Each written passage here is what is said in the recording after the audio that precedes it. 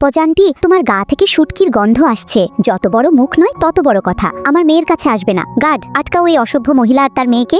আম্মু, এখন কি করবে? এতক্ষণ তো চ্যাটাং চ্যাটাং কথা বলছিলে। এই রিয়া, কি করছো? তোমরা চলে যাও এখান থেকে। আটকালে কেন?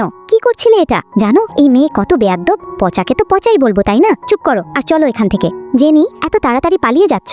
জেনি, চলো না আম্মু। জেনি ফিরে তাকাতেই ইয়াসের তার সাথে পুরনো স্মৃতি মনে পড়ে যায়। ও কোনো ভুল করে থাকলে সরি। চলো। দাঁড়াও, কি নাম তোমার? মিষ্টি। এত লুকোচুরি করছো কেন? বাবা কোথায় তোমার? বাবা তো নেই।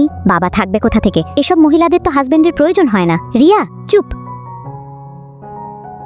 চলো না একটু ঘুরতে যাই। আমার কাজ আছে, তুমি যাও। বাই। Good morning sir. কি হলো? আসো না। ঠিক আছে, পরে আসবো। ওর কাছে ইন্টারভিউ দিতে হবে? এবার তো ওকে জায়গা মতো পেয়েছি। Good morning, this is my CV, please check it.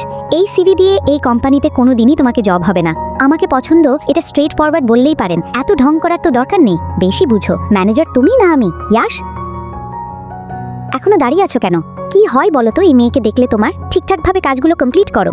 Madam, আপনার জন্য সামান্য নাস্তা। এটা দরকার ছিল না, ধন্যবাদ। চিনি খাই না। ওরা কিভাবে জানলো? এই নাও তোমার কফি, একদম উইদাউট সুগার। ঠিক আছে না? একদম। ধুর, আমি একটু বেশিই ভাবছি। ডিএনএ টেস্ট করাতে হবে। Sir, report. থ্যাঙ্কস। এখানে তো ম্যাচিং দেখাচ্ছে। তাহলে কি মিষ্টি আমারই সন্তান? এইরকম গল্প মিস না করতে চাইলে সাবস্ক্রাইব করো প্লিজ।